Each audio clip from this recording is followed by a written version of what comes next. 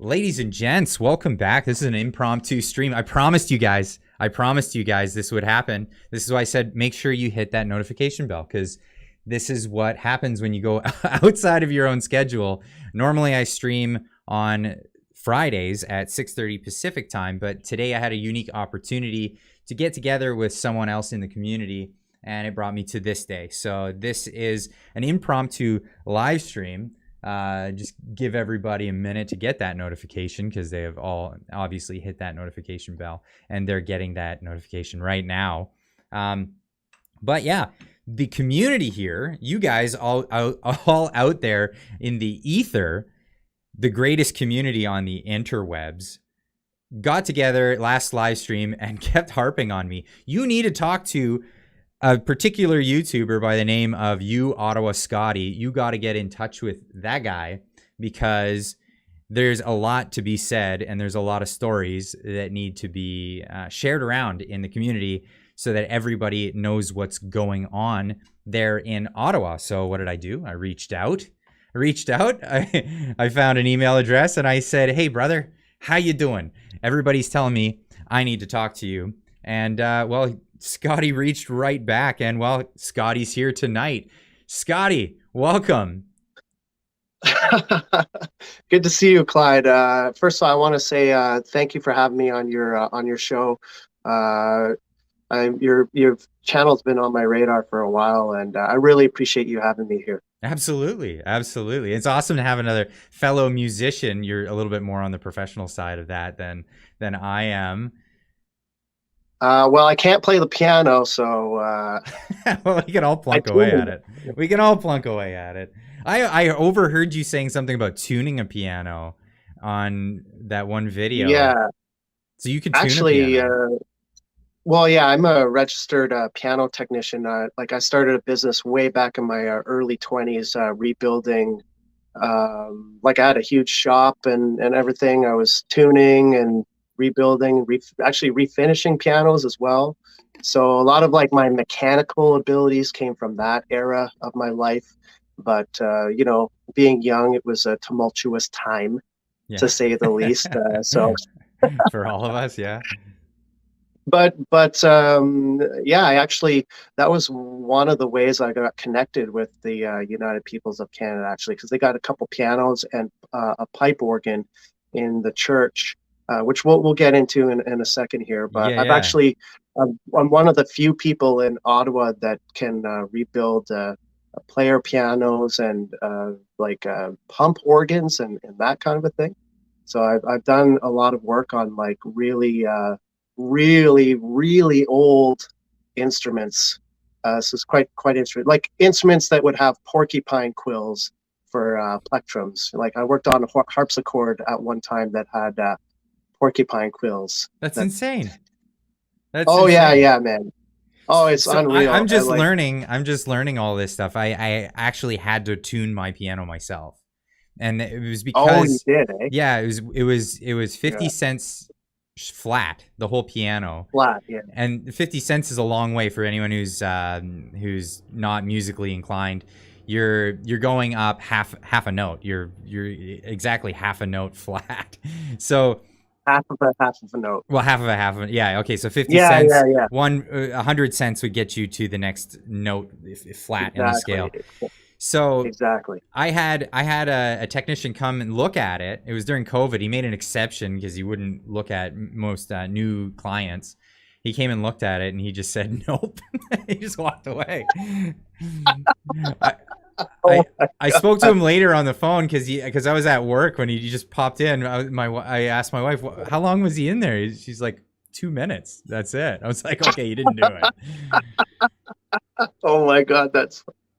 So I got on the phone with him. He's like, it's 50 cents flat. Strings will probably break. It'll take multiple visits. I can't do it. Sorry. Yeah. You know, I'm just not taking on this stuff. Anyway, gave me a referral number, and I was like, forget it. I'm not going to go through this again. I just learned how to tune a piano, and I tuned it. I managed to tune it. I'm going to have to tune it again because this was like more than 6 months ago, and being that flat, I'm gonna have to go over the strings all over again. But let me ask you this, Clyde. What did you tune it with? I used I bought Yeah, the you, tools. oh, I actually, you have a tuning hammer? yeah, I went and bought all the tools. Oh, okay, okay.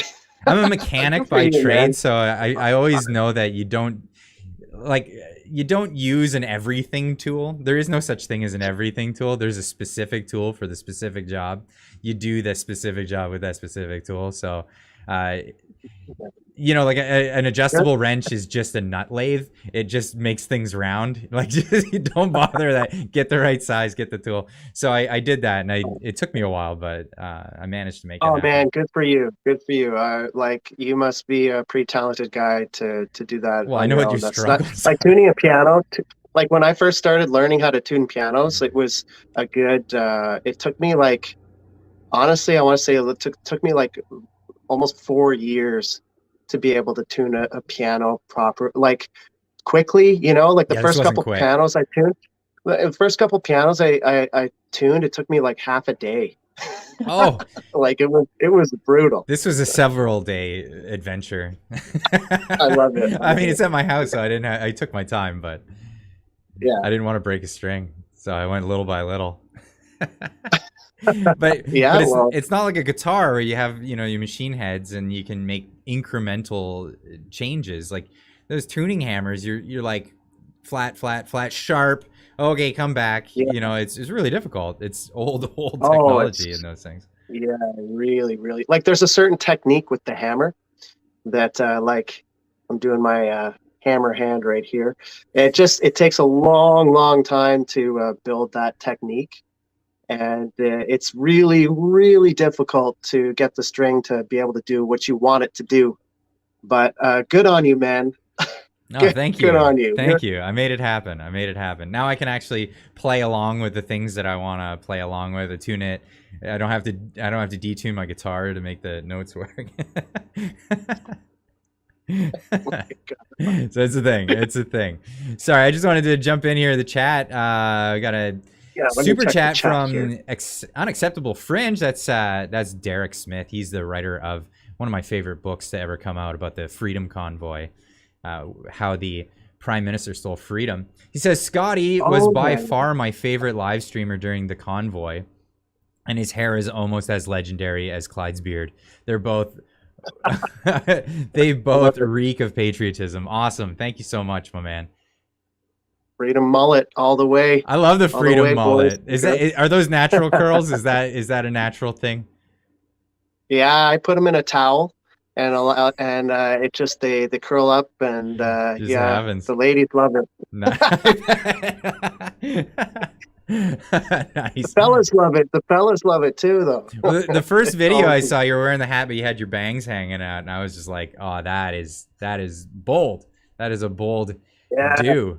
Well, it's getting a little long on the top. My girlfriend, she's my wife.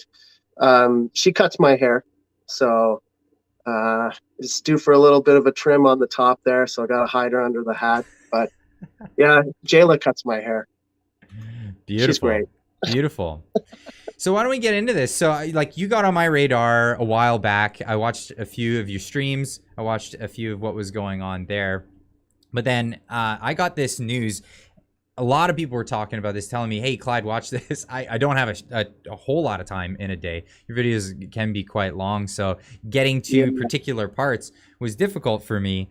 Well, because everyone was pushing, I just said, well, I'm just going to get a hold of you rather than just watch your videos. Why don't we just do it that way? And then you can Yeah. tell me the story as it goes. But what got on my radar here, and I'll pop this up, was this CBC News article that came out, and its controversial group creates private security force to guard former church, and then goes on to basically just defame anyone who's involved in this whole thing, as if having a private security anything is a dubious act. A private security just means that you're trying to make sure that people, well, you're I mean, you're not calling the police. Essentially, you have a watchful eye. A neighborhood watch is private security. I mean, all of these things. But the way they tried to slander the group in this particular Well, I mean, article was just, and we all saw what happened to the Freedom Convoy and the slanderous articles that they wrote there. So from there, I just immediately made an assumption that this is false and wrong. So here we are, and you can tell me the story of what's going on there. Yeah, so let's I was kind of thinking about this a little bit. I think what we should do, Clyde, is maybe just give a little bit of a background Yeah. as far as like where St. Bridget's Church is located, because the location of the church is really important. It's located on the intersection of Cumberland and St. Patrick Street. And for anybody that's not from Ottawa, that street corner is like if you were to It's take, like Jane and it's like, Finch, or is it like East Hastings, yes, Vancouver kind of thing? yeah. It's like the worst corner in Detroit. Whatever that corner is, East that's the Jefferson. corner. I grew up in So Windsor, that Ontario, so like this is my turf. No, I know Detroit's not my right. turf, but I'm from Ottawa. Like I've lived there all my life. I don't live there anymore. But and part of the reason that I don't live in Ottawa anymore is because of that whole area. Well, I don't want to say it's because of that. It's because of a lot of things. But Ottawa has been in a steady decline, I guess you would say, as far as the homeless. And it's a big problem for Ottawa. It's and the city's really struggling with that right now. And it was made the COVID situation really did not help that out. But Cumberland and St. Patrick is probably one of the worst areas of town. That area of Lower Town is brutal. Like, so I know it because I'm a musician, right? So I'm there every weekend. And actually, I always park by St. Bridget's Church because it's very hard to find parking in the market. So I'm not particularly afraid of homeless people. Like to me, they're just regular people. So I park there all the time because nobody else wants to park there. So I get so that's how I've been really almost like this church has almost become like a staple in my life because I see it every weekend. And so I've seen the progression. I take it that the market you're referring to is like the bar district where like music and live Yeah. shows are. Yeah. So like, I mean, it's maybe 5 blocks to what's called the Byward Market, where all of the pubs and the bars are, and that's where all like the party stuff goes down, and that's where I work. I work there pretty much every weekend. So 5 blocks east, you come to. It gets bad. Like there is people hiding in every corner these days, and you got to watch out. Like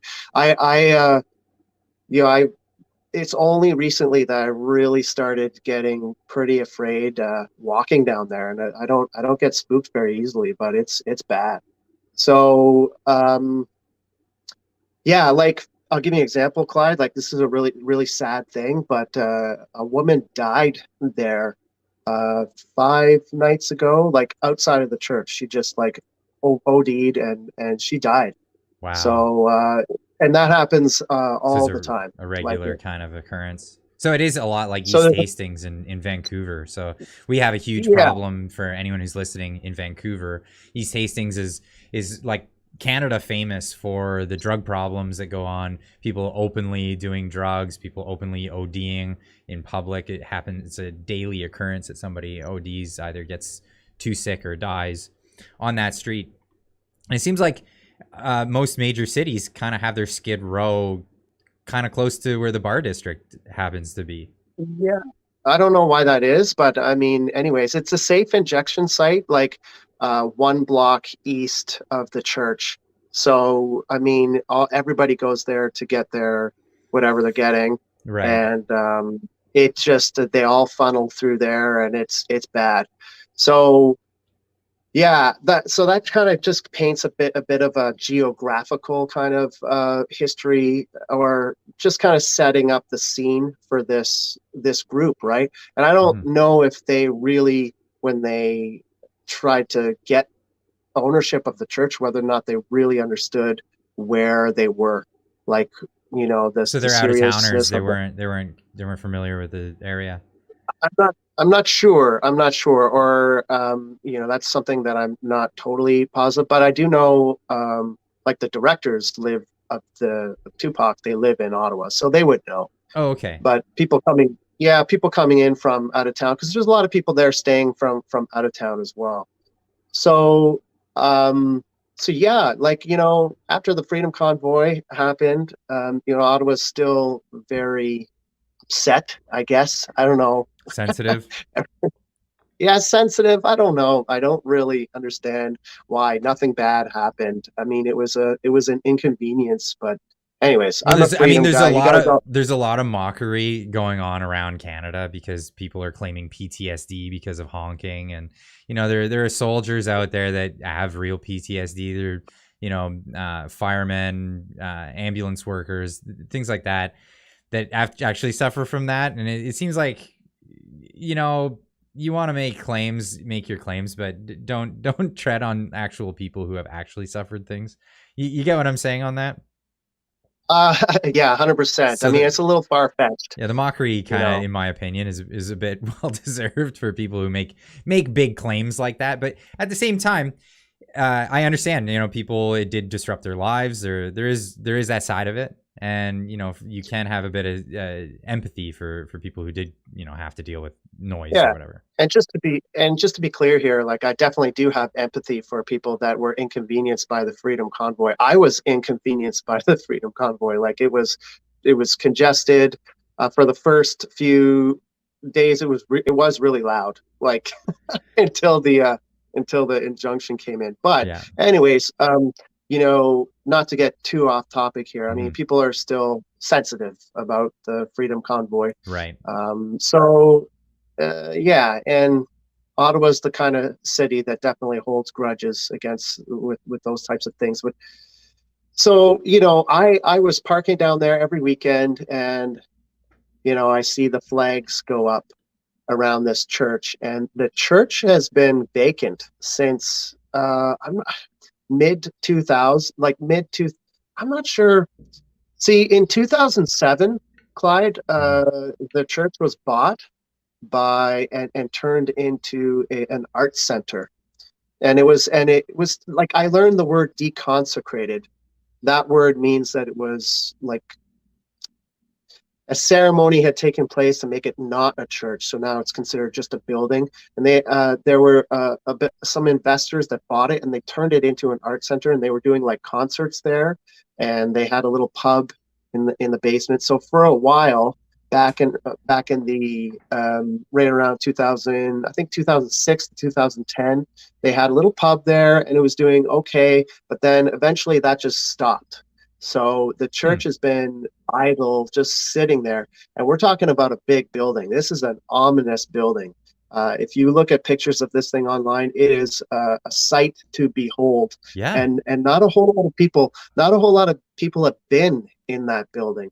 So it's kind of it's got a certain element of mystique to it, like the building itself, because it has been just sitting there and overrun with all these, like, people openly doing drugs and all that kind of stuff around it. So I really, really noticed when the United Peoples of Canada moved in there, because all of a sudden, the doors of the church were painted this bold red, and there was flags flying outside. So I noticed right away when they came in, and I was very curious, like everyone else. So that's how I got connected with the church. I ended up going there. Like, it was several weeks went by where I was looking at it, and I could see people kind of like hanging around outside in the parking lot, and I was just figuring, well, what's going on there, and then I kind of looked online a little bit, and eventually one day I just walked right in, and just like, screw it, just walk right in. Hey, who are you guys? What are you doing? What's going on? I walked in the door to the church. No, sorry. The first thing that happened is I knocked on the window. That one day I could see people in the basement, and I knocked on the window. I couldn't get in, but I could see people working in the basement. So I knocked on the window, and I just said, "Hi, I'm UOttawaScotty. I'm a independent journalist. Do you mind if I talk to you for a bit? I'm really curious about what's going on here and stuff." So, they invited me in. And gave me a full tour of the place and told me what it was all about. And I was just blown away. My mind was blown. Like, it was just it was fantastic. And so I kept going there for like about, I would say once or twice a week for the next few weeks. And then I brought my piano tools, and then, next thing you know, I was tuning the piano. And every week that I would go, something else was different. Like they were working hard in there. I mean, you're talking about a church that needs a lot of repairs, Yeah. So, every week I would go, they'd be working on the floor. And then we'll talk about that too, because that's part of that kind of comes into play about how they quote unquote got evicted. But yeah, they were working on the floor, cleaning up the place, a lot of vacuuming. Some birds had made their way into the church and making a mess. So they're cleaning everything up. So it was really inspiring. I mean, really it was liked vacant. that. It was vacant for a good amount of time. Sorry, I'm just putting on the Oh screen so yeah. people have a visual of like what this building actually looks like. I did some Oh, searching while we were chatting here and found this. yeah, it's awesome. It's a like it's a It's a piece of work. It's ominous. it's actual masonry. It's not like facade, right? This is No, no, no, no. Oh, that thing's built in 1890 right, right. So this by the is Irish. amazing, Hmm. amazing piece of work. I'm so curious though, like why did the church let it go? What branch of church? Are you familiar? Do you know what that was about? Okay, yeah. So they let it go because the attendance of the church was going down. Okay, steadily over the years to the point where it got so small that the economics of keeping the church going just started to not make sense. Right. And they decided to shut it down because it costs about $200,000 a year at the time to keep that church going, Wow. just for upkeep, um, maintenance, and heating, and bills, and all that kind of stuff, right? And paying Yeah. the staff. Was So, was and it a they just didn't Catholic have. church or was it a It Protestant? was. You know what? I can't speak on that. I think it was Catholic. It's an Irish church. So, I Well, it's don't one of know a the lot two. about Yeah, religion. if it's Irish, it's one of the two. And can't be I sure about think that. so yeah. So I think it probably, I would say Catholic. I Right. would say Catholic, but Right. yeah, so they just didn't have the attendance like that they needed to keep it going. So they decided that they had to shut it down. And actually what happened was there was a lot of people within the church organization that were very upset about that and tried to take them to court and stuff to keep it open. But of course, that didn't work out. So the Hmm. the church has, and the church is located in what's called Lower Town. That is a very, if anybody out there wants to research Lower Town on their own time, that's an area of Ottawa that has a very, very colorful history. Oh, Like okay. there's a lot going on there, and that church is a staple of Ottawa.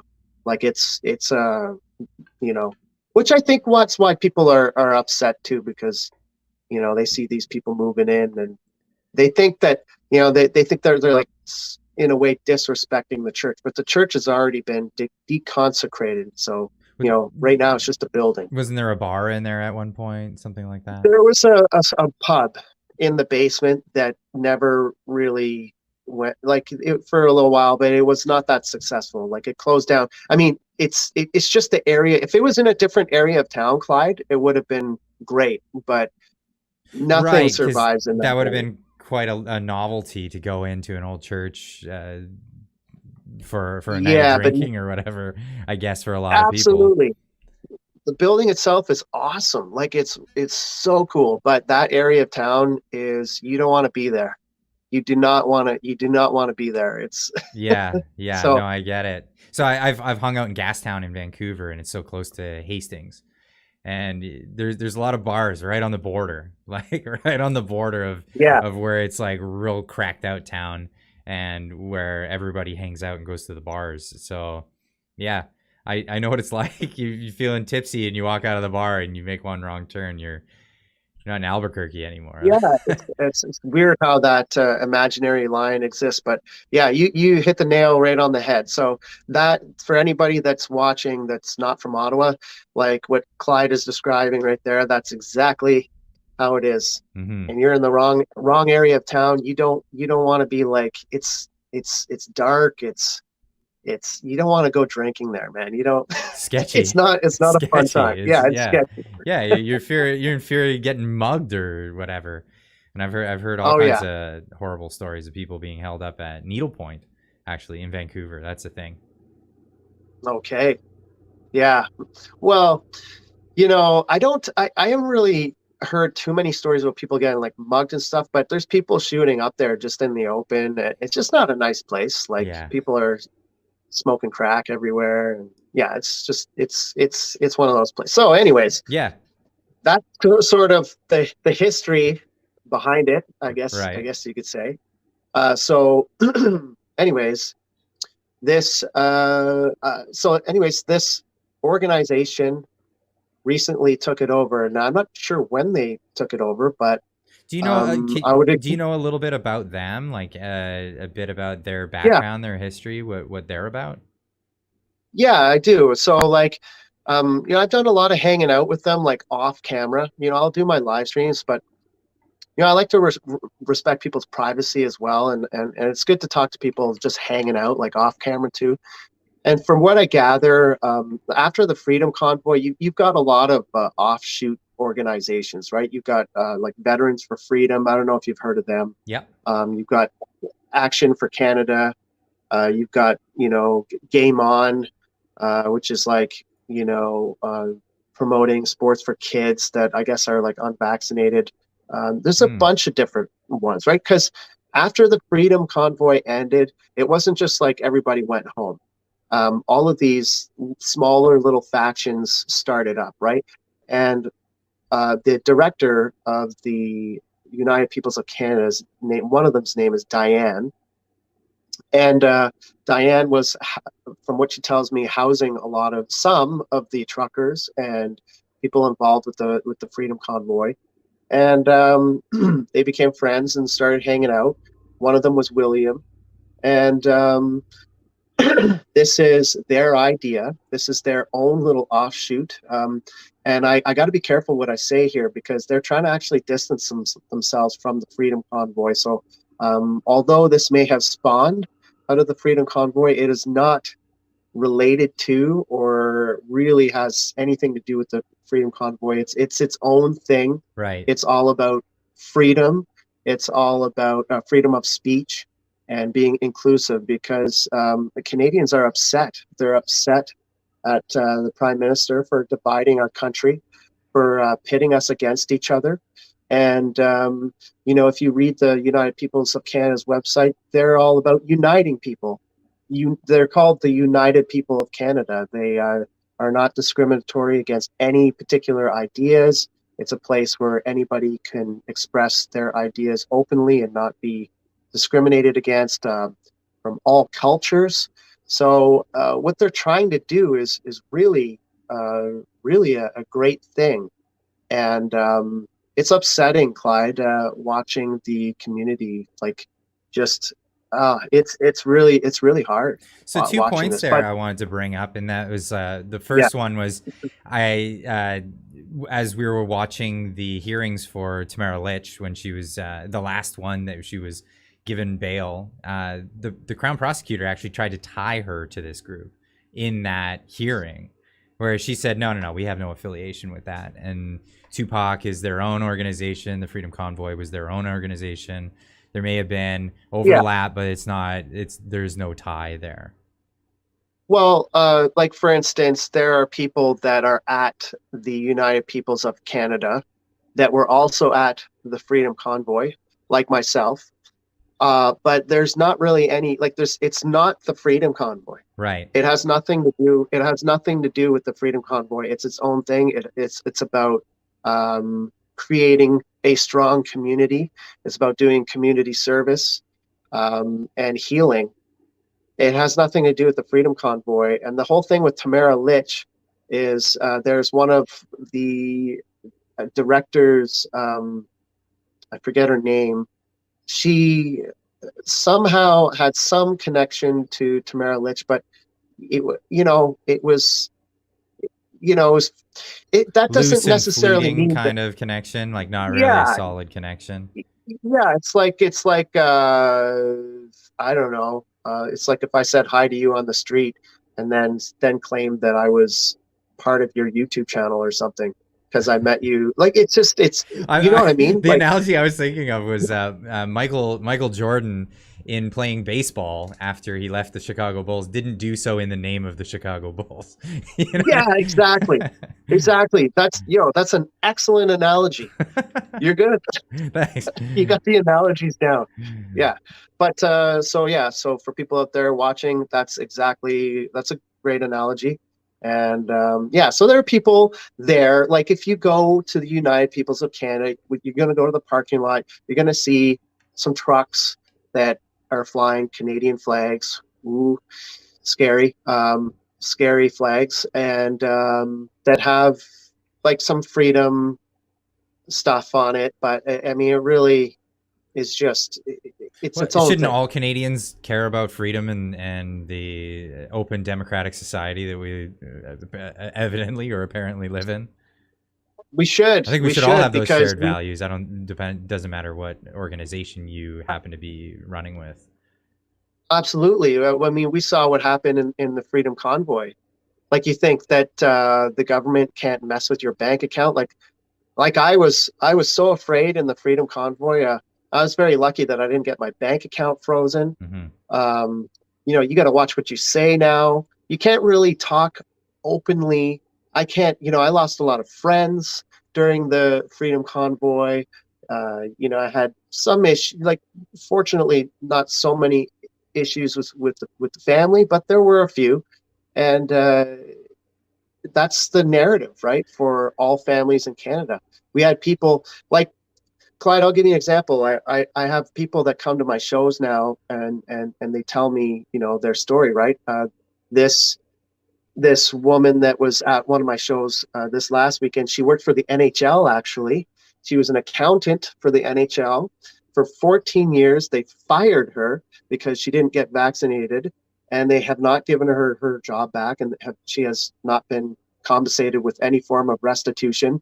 And rinse and repeat that story, Clyde. Rinse and repeat It's it all happening over this everywhere. country. Everywhere. It's, you know what I mean? And people are upset about that, Mm-hmm. and who would be? I draw the line at people's livelihoods, stay away from people's jobs. And that's a slap in the face. So, yeah, we're not, all Canadians should be concerned about that. We need to really take a good hard look at that. We need to be, these people in the military just being fired Mm-hmm. and not, it's awful. So, yeah, people in Canada should be really concerned.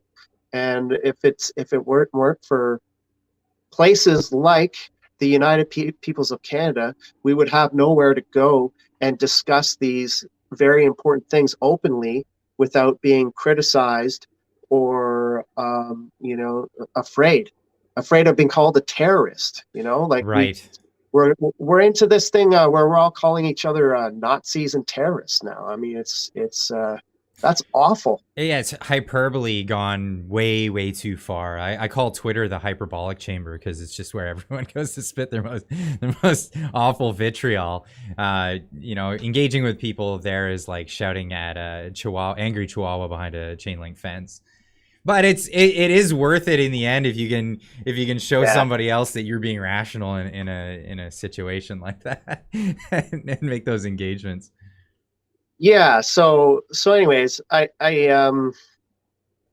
hope you're kind of like getting the idea for what this place is all about. Yeah, I am getting the feel for it. And the other question I wanted to ask was, well, for one, the charges that are being laid on these people at Right. TUPOC, the TUPOC, Yeah. the people's, sorry, what's the acronym for the United Peoples of Canada. The United Peoples of Canada. They're getting the allegations of, well, as you said, Nazis or the dreaded white supremacists that, Right. And I think the reason why these allegations are so hurtful is because there is such a disdain in society for racism. especially in Canada, the idea of racism is repugnant to our society. And for someone to be labeled with that is to be labeled something absolutely abhorrent, because we all believe that. We all believe that in our heart of hearts, that that the belief in a supreme race or anything like that is just horrible concept. But this is a tactic that's been used against people, and this is one of the charges that's been laid against TUPOC. Now, where are they getting that from? I have no idea. I have absolutely no idea. I have no idea where any of these charges are coming from. It's baffling. The people at the United Peoples of Canada Embassy, they want to call it an embassy, so I'm trying to be proper. They are the nicest, most accepting, friendliest, non-racist, I've never even met a white supremacist in my life. So the fact that we talk about it, it just comes up all the time. And like, they're just the greatest. They're the greatest people. They're all the feelings that I got from the Freedom Convoy, where I was inspired. You know, I walk down the streets, everybody's looking me in the eye, everybody's smiling at me. You got a bunch of strangers working together and helping each other and being supportive of each other. All of that, all of the great things that happened during the Freedom Convoy, all of that is happening down there. And I love that stuff. There's no racism. There's no white supremacy. I don't even know where, man, it's almost like, you know what, well, I could turn the question over to you, Clyde, but I think some people need racism. I think some people need the idea, because it somehow gives them a purpose. Like, everybody wants to stand for something, right, Clyde? Everybody wants to, you understand what I'm saying? Especially the young people. You know, you get these 20-some-year-olds that are in college, and they really feel like they got to stand for something. Well, it somehow makes up their personality, or it's part of their persona, and that's great. But you know, and without that, they're nothing inside. You know, they're hollow inside. So people like that, they in a way almost like need some kind of controversy or racism or something to push against. You know, but there's nothing there, Clyde. There's no racism. It's interesting because it reminds me of a time when I was younger. It was many moons ago. I was 17 years old, moved to Toronto as a young bachelor, and got involved in the punk rock scene. And I would hang out, I would go to the Big Bop, and I would go to all these venues and mix with the punk rock scene, the punk rock crowd, which it was involved. I'm sure you're familiar with it. There, you know, you have like the ska guys and the punk rockers and all of that stuff. And so I was one of the punk rock kids at the time. And I remember a group, the ARA, showing up to all these events. And they were the anti-racist action. And there were a bunch of kids that would go running around looking for Nazis to beat up. And they would never find Nazis, and then they'd end up at the bar, and we'd all end up drinking together. And it was always the same routine every week. Let's go run around looking for Nazis in Toronto. Didn't find any. Oh, have a beer. You know, and it just became ridiculous, right? Yeah, like, shucks, we didn't get any. Like, there isn't any, right? So I feel like down the road, somehow they found a way to, instead of not finding any, label people that, and then have something to rail against. So I think you hit the nail right on the head with that. I think that's exactly what's going on here. You know, these people, they need it. They need something to push against in their lives. And, you know, the United Peoples of Canada, they're an easy target. You know, like, they've got a big red bold tree for an emblem. It's kind of like a fraternity. I heard one person compare it to the beer halls of Nazi Germany. Like it's, well, it's not, that's what I heard somebody, and like any gathering you could potentially compare to the beer halls of Nazi Germany if you're dumb enough. Right. So but I don't think they could use any symbolism that they wouldn't somehow try to turn around You know, you could use the little kid from the Teletubbies, or the sun with the little baby's face, and then they would turn around into like, oh, that's the black sun. That's a rendition of it or some new thing. Exactly. Well, exactly. So this story gets even more interesting, Clyde, Before we because get into that now, part, I just want to address a couple of super chats here. We got Liz. yeah. She leaves a super chat saying, "Hello, thank you from table 19." Oh yeah. And then love Table music, 19. love music 62 with another super chat saying table 19 loves Scotty, and now Clyde has Yeah. he has a seat at table 19. Great work, Clyde and Scotty. So yeah, just wanted to throw those out there before they disappear. Yeah, so I got a shout out to all my table 19 peeps in the house here, and Clyde is now an honorary member of the table. Well, you gotta explain to me now what is table 19. Yeah. So I live stream most of my gigs. Some of my gigs are really, really rowdy, and some of them are not so rowdy. But at all of my gigs, I always like to focus on the energy. There's always one table of people that I can focus on that are just a little bit where the energy level is just a little higher than the rest of the room. So that's table 19. So my chat section at my gigs is table 19. It is the rowdy chat. It's the rowdy table. It's the table that's having the most fun. I like that. They have fun in there. Oh, they have a good time, man. The culture. I want to give a big shout out to Northern Farm Girl too. She's my wonderful moderator. I got just a beautiful moderator, and she really, really cultivates that culture, that table 19 culture. So now you're in there. That's great. That's and great. I'm glad. Cheers. Cheers. Cheers to that. Anyways. So yeah, let's get on with that story. I wanted to get back to there. Yeah. So I think you're kind of getting a good picture. Now, when the United Peoples of Canada first started doing their community work, the landlords, I think, were pretty okay with them being there, because this is great, right? We've got a bunch of people that want to help out the community. All of a sudden, there's people gardening, cleaning up cutting the grass around the church, picking up all the the needles and all the drug paraphernalia, making it look nice. And so he's like, here he's comes thrilled. The neighborhood. Yeah, well, and I was going every week, and I was pumped. Like, I was super pumped. I was tuning the piano. I had a couple friends there that I had from the Freedom Convoy, and they were going to start a daily media broadcast from one of the towers. Going to send a big shout out to my boy Raven Dark Media. They were going to call it like the Raven in Town. I think that's probably still happening. But there was all these ideas, and everybody was moving. Every time I went there, there was some people were doing stuff, and I like that. That really pumps me up. And then came the eviction notice. So what I think happened, Clyde, and I think the eviction, I was there on a Tuesday. The eviction notice came on the Wednesday, like literally the day after. It was hugely disappointing. And what happened was,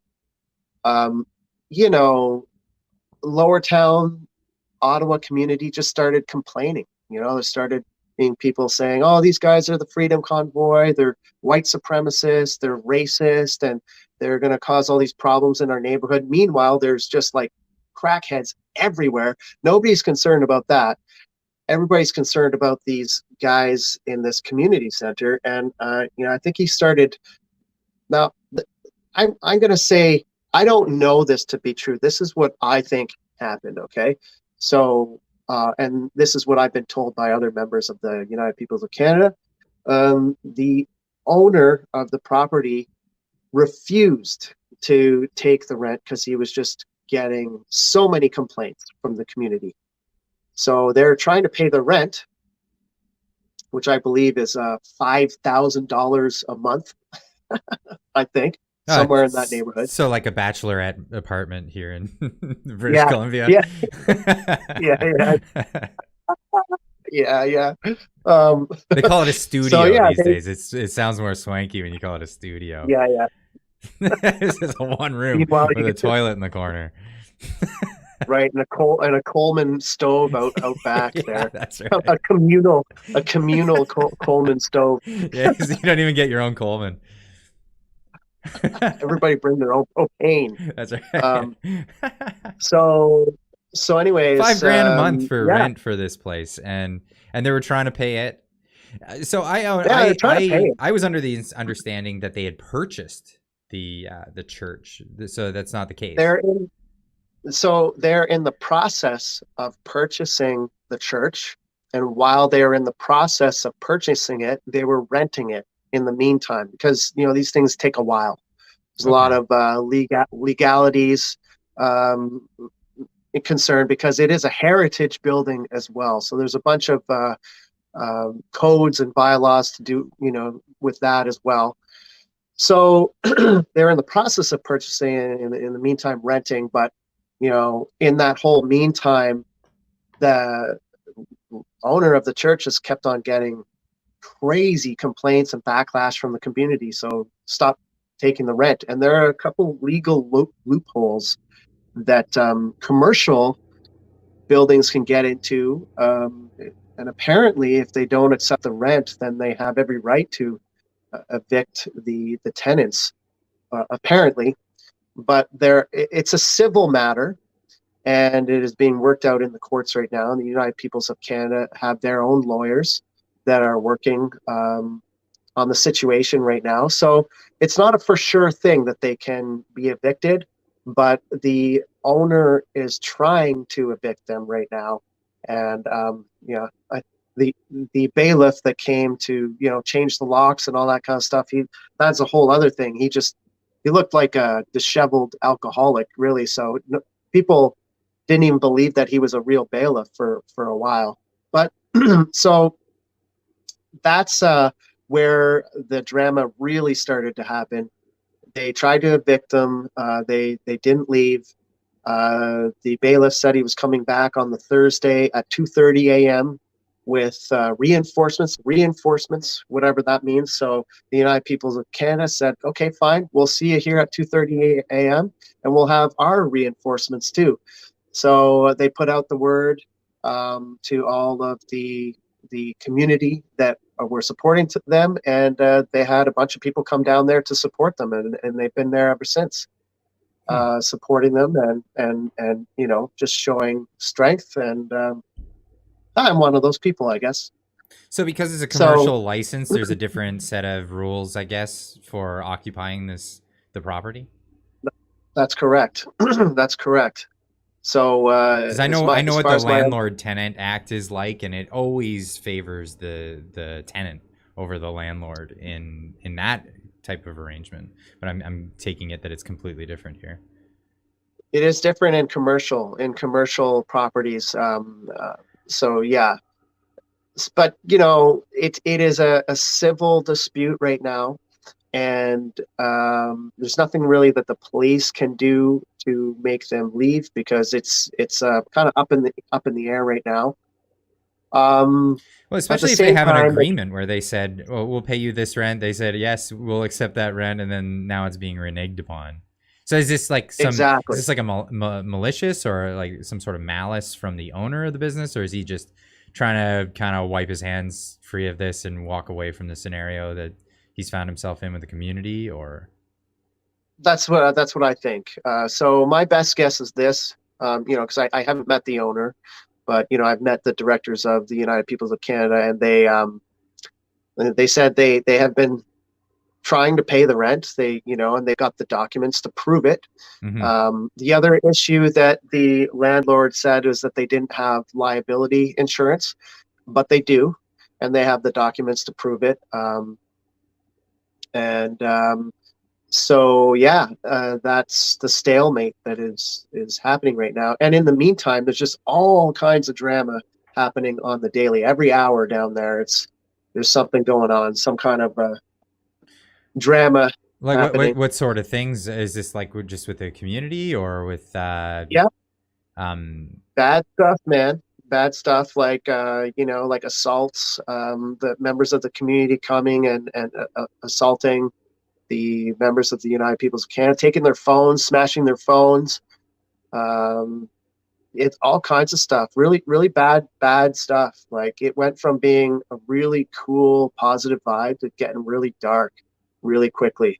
So So if you were to like somehow devil's advocate the people that are coming to vandalize or yeah, cause conflict, where would they be coming from if you were trying to steel man, not straw man their position? well, I think what they are afraid of is I think they're afraid of the church being used as a staging facility for more Freedom Convoy style stuff, like in the downtown area. So blocking roads and that sort of thing. I think that's what they're afraid of. So and they're antisocial. Like we're in a very antisocial world, Clyde. So if they're the other guys right now, and nobody is really talking to them, and if they did talk to them, they'd realize, hey, these guys are great guys. They're just normal dudes. Like they're just trying to help the country out. But if I was to play devil's advocate, that's probably what they're worried of. But the thing is, they have nothing. They have nothing to worry about. That is not what this is. That'll never happen there. Mm-hmm. That's not what they're about. I mean, they want to be quiet, Clyde. They don't want to do that kind of stuff. They want to, just exist and coexist in the community. They're not looking to cause waves and cause problems for themselves. So, What's their main mission statement then? Their main purpose for being an organization. The main purpose is really it's it's a fraternity. So it's people coming together with like-minded ideas. Usually, so, like people don't like the government, right? Right now, Clyde, and sometimes it's very hard to talk about that kind of stuff openly. So that's one of the things they're doing. They also just want to help out the community. There's plans to have concerts there, to open the cafe, for the homeless and to offer people that don't have the opportunity to learn new skills, a venue to learn new skills. It's a giant community center that, if you every town has a recreational community center in it, like a hockey arena Mm-hmm. or where there's tennis courts or something like that. So it's kind of like that, but not centered around sports. It's more centered around ideas. So it is they do have a pub there, but it's a dry pub. So it's going to be a cafe where people can come and just chill and hang out and talk with each other. And have the opportunity to do small work around the property and be rewarded with things like merchandise and access to particular areas of the building. Think of like a library, Clyde. Like a library would have, our libraries these days are not just books, right? They've got like a 3D printer lab that you can go and use, that the community to sign up and go and use, or they have a media studio that people can go in and have access to. That's kind of like what they're going towards, right? So, and also to mediate problems in the community. So, for instance, I'll give you an example. I got a call on the phone the other day from a random UOttawaScotty viewer, because I have my number online. I don't care about that stuff. You know what I mean? Right. And Do you ever get mean yeah, calls? I don't. You ever get mean calls? Sometimes, yeah, Oh but wow. most of them are really, yeah. But this one was not a call that I've ever received. Right. I had a guy on the other end of the line that was like suicidal, and I've never really dealt with that before. But he was upset. He was a young man with Asperger's, and what he had been dealing with a lot through the pandemic. Non-vaccinated, doesn't want to wear a mask, and I guess he was getting his hair cut with his mother. Didn't want to wear his mask, and his mother slapped him in front of the barber and all the public, and he was upset, like really, really upset. So he found my number and called me, and we had this really crazy conversation together between two strangers. And I remember thinking to myself the whole time I'm having the conversation with this kid, like, there's nothing I can do here. Like, what am I supposed to do for this kid? But then I realized there is something that I can do for this kid. I can refer him to the United Peoples of Canada, because he will be accepted there, and there are people, like-minded people there, that will accept him, and he will find some solace there. And that's exactly what happened. I referred him there. The director got in touch with this young man, and they were in the process of mediating negotiations between his sister and his mother and this kid, just to kind of smooth things over, while offering this young man some kind of comfort. So in the small time that the United Peoples of Canada have been here in the community, they've been doing good work. They've been doing stuff like this and actually helping the community. And they do a barbecue every Sunday. They have a barbecue Every Sunday. where Nice. anybody can. Every Sunday they have a sweet barbecue. You can go there, get yourself some greasy old burgers, get yourself a hot dog, Nice. and hang out with men. It's strengthening the community, Clyde. Like, Yeah, people don't hang out with each other anymore, right? So people from the neighborhood can go down there, grab a burger, grab a hot dog, and just hang out and have a good time, get to know the members of their community and make connections, right? But instead of that happening, what we have here is a bunch of protesters just standing outside, yelling stuff and all kinds of awful things, Clyde. I try and keep it positive on my channel, but yeah. Well, I heard what some of them were saying, not just from your channel and not just from your interview with one of the leaders there, but I heard from War Campaign's channel some of the things, and from Twitter, and had a few engagements with a few of the people that were celebrating the vandalism that was going on there, and just trying to engage with them just to get a judge for, like, what are you doing? Why is this a good thing that you're celebrating acts of vandalism? And no, it's just only vitriol that I got in response. But Pan is in the chat right now. He left a super chat saying, "What's up, fellas? Glad you're reporting on TUPOC. The paid agitators are starting to get violent towards people at St. Bridget's. There is video on Facebook and Twitter. Stay safe. Hail freedom." Yeah, so there's all kinds of clips, and I've been sent I've got a lot of friends down there, and they send me these clips on Facebook as they're coming out.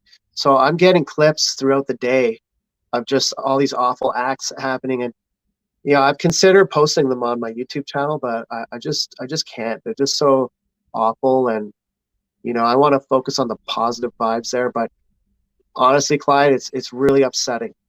Like, it's really, I don't know what's going on in our country that this kind of thing is happening. So you said that basically what brings everyone together in this is ideas. And what are some of the main ideas? Are there ideas that are not welcome there? Are there ideas that are shunned upon? Or is it open? Is it bipartisan, or is it partisan in any way? What are the ideas that are being shared there? Anything goes, but it's all about inclusive. I'm going to screw this word up. Inclusivity. Perfect. I don't even know if that's a word. You nailed it. There's really no boundaries in terms of the ideas or the possibilities that they do not discriminate. If you read the mission statement on the TUPOC.ca, it is a non-discriminatory, woman-led, actually, because the main director is a woman, so that's something that's cool as well. Yeah, I mean, it's not nothing in particular, but freedom freedom of speech oriented, like freedom. It's freedom, or it's mainly freedom people down there, right? Like I'm a freedom guy, y'all know that, and Mm-hmm. so anything goes. I mean, even if you disagree with some of the things these guys believe in, that's fine. There's nothing wrong with that. It's healthy discussion, right? As long as it's discussion and not like violence, it's fine. Yeah, I don't have a Jamie, so I'm like pull that up, Jamie. I'm trying to do it myself here, but I'm pulling up the website here so we can have a look at it here. And Yeah. Scott with the super sticker, keep it up. Thank you so much, my man. Thank you very much. We have where would I find the mission statement on this? Well, there you go, right Okay. there. The United People of Canada, a diverse intergenerational fraternal organization, together through appreciation and celebration of our unique culture and heritage, we build strong families and communities, solidifying a prosperous future for all Canadians, where all voices are heard. All voices. So All voices. that would be even lefty voices. That would be Even lefty voices. So everyone's welcome. Everyone's welcome, and everybody's welcome to have a discussion. So one of the things they were criticized of is hosting a discussion about the Freedom Convoy. So apparently now we're not even allowed to talk about the Freedom Convoy, but that's part of the process of healing and understanding each other and having empathy for both sides of the Freedom Convoy. That's what being Canadian's all about, Clyde, Mm-hmm. Like that little blurb right there, that's what being Canadian's all about. Mm-hmm. So I mean, it's a new town hall where we don't have a town hall these days. Like, when have you been to a town hall anymore? Unless you're in a very, very small town. Some very, very small towns, you have a barn dance still these days, where everyone just lets loose and you have your fist fight and then it's over and then the grudges are gone, kind of thing. Yeah, I mean, they got so many ideas, Clyde, down there. Like they got so many cool ideas, but unfortunately now, a lot of the energy when I first started going there, where there was a lot of moving bodies getting stuff done, all of that energy is being sucked up now into just patrolling the church and dealing with protesters. Like it's literally every half hour there's some kind of incident. And if you go on my channel, you'll see one of them from the other night. It's just unfortunately that's a huge wrench in the spokes. I'm really hopeful though, Clyde, that this will just that they'll be able to stay there, and this whole legal thing will get worked out, and the members of the community will eventually see the real truth that these guys are good people, and they should be happy that they're there. The only thing that they're succeeding in doing, the lower town community, is pushing out a bunch of people that are going to make their community better. Right. That's what they're doing right now. So they're not aiding and helping it out. So this is your video from the other night that you were talking about, where something. Yeah. I mean, yeah, exactly. Can you explain the incident, here, like what went down? Yeah, I'll do my best. I mean, like this guy is just irate. He's claiming that the people of the United Peoples of Canada are anti-vaxxers. They're not anti-vaxxers. They are into having discussions about vaccines and the efficacy of vaccines. There's nothing wrong with that. I mean, if we can't... I can't have those on YouTube, though. You know that. I learned that the hard way, unfortunately. Yeah, exactly.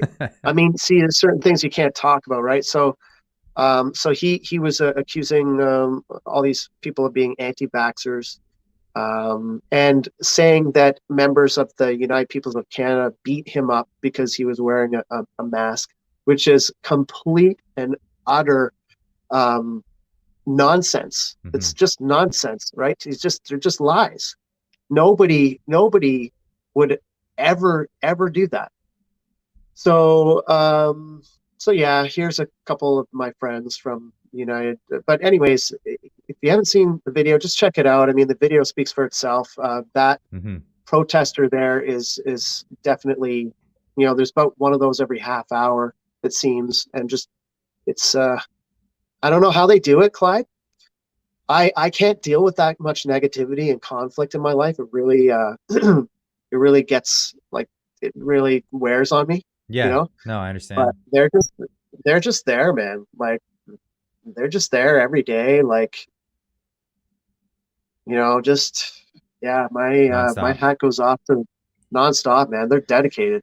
Yeah, it's a lot to deal So with. It's a lot for people to deal with. I'm guessing that their incentive or the motive is just to chase these people out of town. Get out of town. Don't ever come back, kind of thing. yeah, what I'm hoping is going to happen is that people will just get wary and tired of protesting, and that the United Peoples of Canada will eventually be able to continue on their journey, right? Because they're on a journey. They're on a I love the journey they're on. Like it's inspiring. So um, that's what I'm hoping is going to happen. But apparently, the bailiff is supposed to come back on Thursday at 12:30 a.m. So I'm going to go back there on Thursday and do another live stream from there. And hopefully nothing happens. Hopefully it's just a flex. But we'll see. It's a daily. The situation there changes every day from hour to hour. So something new happens. So So there's a constantly, risk that they could get evicted from the property and then have to move on. I think. I mean, right now it's up in the air. I mean, if I was to give it my best guess, Clyde, I'd say right now there's a 50-50 chance that they will be able to stay. So, and that has to go through the court system, and Mm-hmm. it has to get lawyers involved. So they're not going anywhere anytime soon. Is the So, purchase no longer on the table? Like, did the seller back out of that deal, or just don't have any well, details on that yet? yeah, I don't have any details on that net yet, but I think that, they are pursuing a legal recourse, because I think there are some human rights violations, or certain violations from on the landlord's side of things that could be worked out in civil court. Yeah. I'm not Well, we're not the one to lawyers. talk. We're not lawyers. We're It's not. really it's a really shame that Viva Frei moved to Florida, because we could really use him here right now. Well, he's a Montreal litigator, so the laws are much different in Quebec than they are even in Ontario. That's a difficult one Yeah, for lawyers to do, is to switch locations and practice law, and it requires a lot of study. yeah. So anyways, I mean, that's as much as I know, Clyde, and I'm as far as whether or not they're going to be able to stay or not. But like I said, it's an ongoing developing situation. Like it's crazy down there. Like it's nuts. Yeah. It's nuts. And it sounds like it's not nuts because of the neighborhood being terrible. It's nuts because of other people being terrible. Yeah, it's really unfortunate. It's really unfortunate, because that is probably the last saving grace of Lower Town. If these guys leave Lower Town, I mean, I just see it getting worse and worse. And the businesses have already started to move out of there. So having the United Peoples of Canada right in the middle of Lower Town would be a huge boost to the community. And they're fixing the church up. Another thing I will mention, Clyde, this is something that I didn't mention. One of the Mm-hmm. claims that for this eviction thing was that they were making modifications to the church, which they're not allowed to do because it is a heritage building, so it requires special codes. Okay, Mm-hmm. so that was another a claim being leveled against them, but that is completely false, completely false. Right. Um, I and saw then I of saw in your course video they were fixing the floors, but that wouldn't fall under they're the they're they're restoration or patching they're patching cracks in the floor. That's all they're doing, right. and they have to do that because otherwise the basement's wet, Mm-hmm. So what's the big deal there? I don't understand what the big so So it's not and about that's that. It's all they about other things that they're making claims about. that's the only thing that they've done. That's the only modifications they've done is fix the cracks in the basement floor. That's the only thing they've done. They've just cleaned and dusted everything else. They haven't touched a thing. So, and then of course we've got these wild claims of them having their own police force. Any business in Ottawa that is open 24 hours has their own security. It's not a police force. And, the police aren't helping them. So they just, they've got one guy there, one guy, Clyde, that is licensed security. Right. And he walks around the church once every 15 minutes. Yeah. And there's this, the controversial group creates private security force to guard former church. Thank you, CBC, state-run propaganda, to give us this. And there's the one guy walking around just keeping an eye on the joint. And like, oh my goodness, he got a private security force. Like they're making it sound like some paramilitary thing in the article. But it's just a guy walking around making sure people aren't vandalizing and calling the police if someone does, that kind of thing. And making sure people don't overdose and die. That's another thing. So the person in this picture that you're looking at right there, he's one of the directors. That guy's name's William Comer. Okay. So he's not the guy walking around the church. Actually, the guy that walks around the church, his name is I love this guy so much. Clyde, his name is DJ Freedom 613, and he's the resident DJ of the church. And I love the guy. Is there a wiki in his name? Throw that in you can't make this stuff up. Like I love these guys.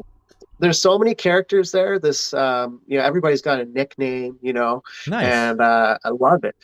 So DJ Freedom 613. He's got 613. Let's have it 613. That's I'm a freedom guy. I can do that. So anyways, he's got his security vest. Mm-hmm. He's got a flashlight. He's got his security stuff, and he makes a round every 15 minutes. What's the big deal? That's a good thing, right? That is. Is that not a good thing, Bud? Yeah, right. That is a good thing. At the beginning of the segment, I said, a neighborhood watch is a security force. If you just have like a neighborhood group of people that come together and walk down the street and make sure no hoodlums are breaking into everybody's homes, that's a security force. Exactly. And it's private. I mean, they're making it sound like it's something that it isn't. It's a sensational headline that's used to sell their little state-run media garbage, and they're not there, talking to them or taking a tour through the place like I'm doing. They're just there being provocative, and it's a bunch of nonsense. So would you go on a limb? Because I'd go out on a limb and say that I believe that it's the journalists that are actually drumming up this controversy. They're drumming up the hatred that's being spewed and people actually coming up. I mean, nothing I say, and anyone who watches my YouTube videos, I'm not condoning any behavior, but this is one thing that's charged. The charges are laid on anyone who has content out there. You're an influencer, and what you say can influence people's decisions to do bad things. Do you think that the media is pushing this forward, or is it some other force bringing this about? Well, 150%, Clyde. 150%. They're pushing all of this forward, and it's you know what it is? It's a selling out of the human soul. Like, look, we all know controversy sells, right, Clyde? Like, if there's no controversy, if the headlines aren't controversial and sensational, then you don't sell any newspapers, and people aren't as inclined to write the news. But sometimes there's nothing sensational or controversial about it, so they're just making up all of these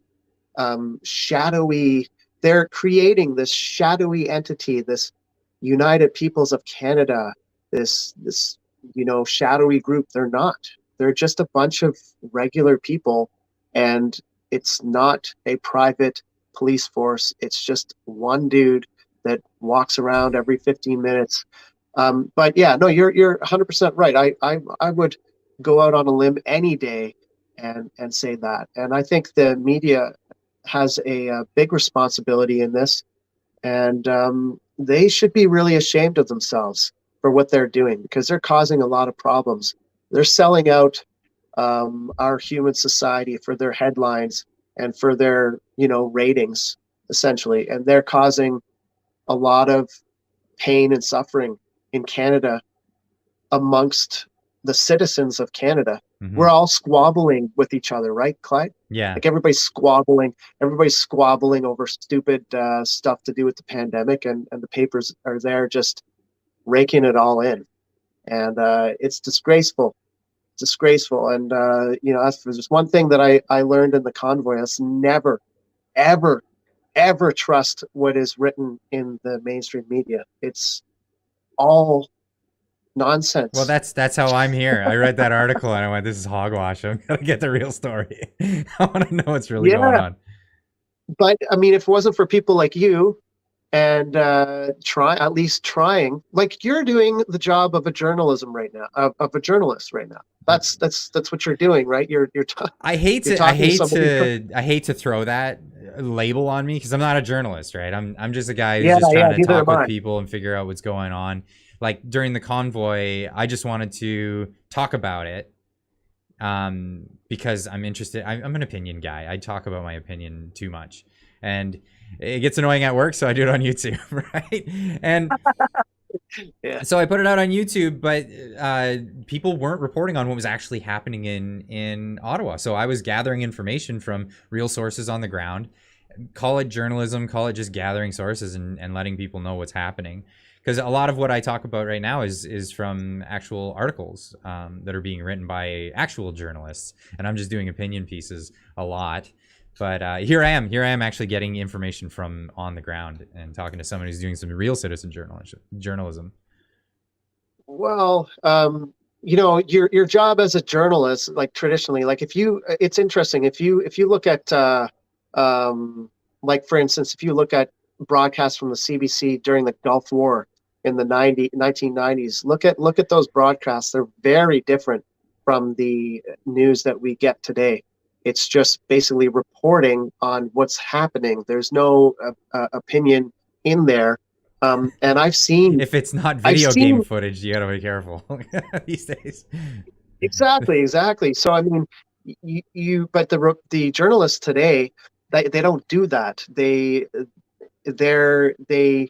influence the situation and interject their own ideas and narratives onto the very people that they're interviewing.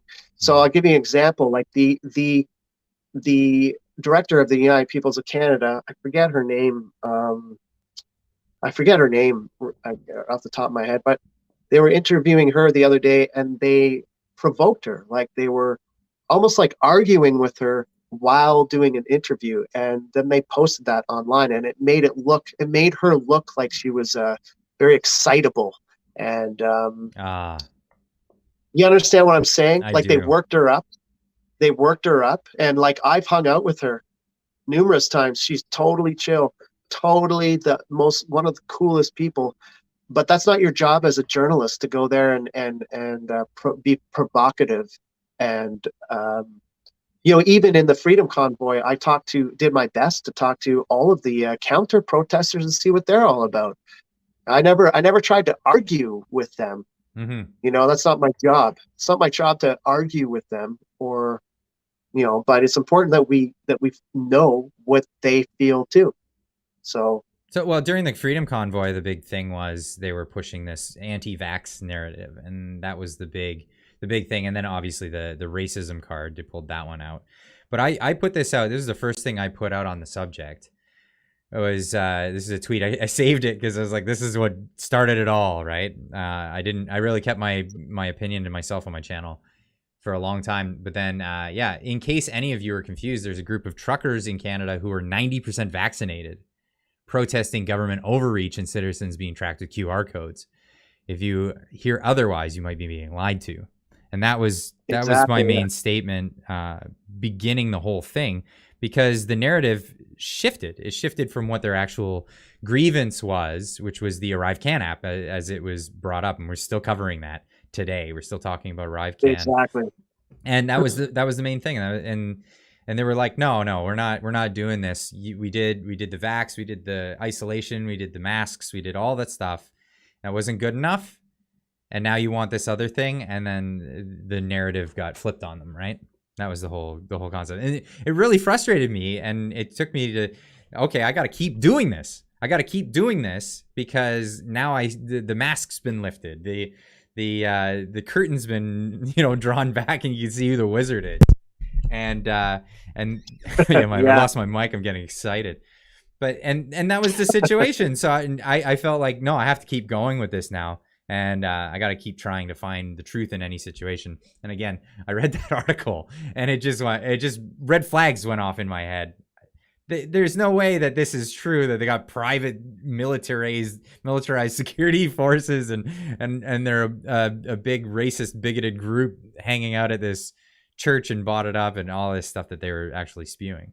So here I am getting to the bottom of it.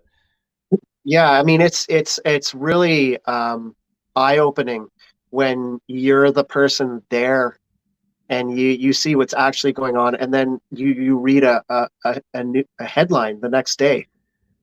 It's like, man, it's and then you're just asking, you're sitting there almost in awe of the nonsense, and yeah, it's hard to it's hard to accept. It's hard to accept, and then there's people out there reading that and just eating it up. And I think that's probably one of the main problems in our country right now. It's just this all of that. Yeah. Well, I'm allergic to lies. I get breakout in hives, so I don't go nowhere near them. I got myself in a lot of trouble over the years.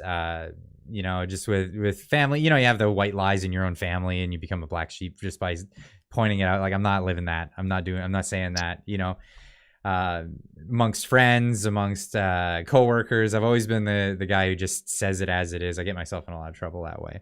But I think I found my my road here, and that's trying to tell the truth online as much as I can. And I want to thank you so much for joining me tonight and helping me get closer to that truth. Yeah, my pleasure, Clyde. I really, really enjoy your channel, and I'm really awesome to be hanging with you tonight. Yeah, bro. You're a great lad. Cheers, man. Cheers. Thank you so much. And everyone out there, the link is in the description down below to UOttawaScotty's channel.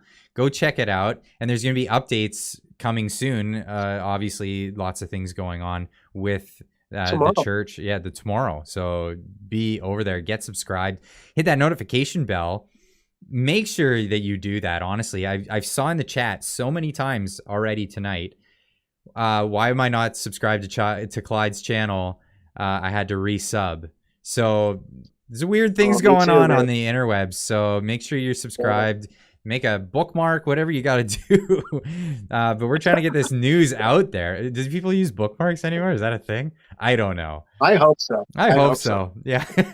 Get that bookmarked and get on that, because we're going to get some news tomorrow, and hopefully it's good news. I really do. I really do hope for that. Yeah, absolutely. Yeah. Absolutely. Anyway, I'm going to wrap this up. And I want to thank you again for coming out, and thank you guys for tuning in on an off night. This is a unusual thing on a Wednesday evening, but this is why I say get that notification bell rung, because then you'll get notified when I do an impromptu thing. This just happened out of nowhere. Scotty answered my email this morning. I gave him a shout and said, "Let's do this. Let's make this happen." Anyway, we'll see you guys in the morning. Scotty, you'll see you all over on his channel. Be faithful to that. Go leave comments in the videos in the comment section. And as always, keep on trucking.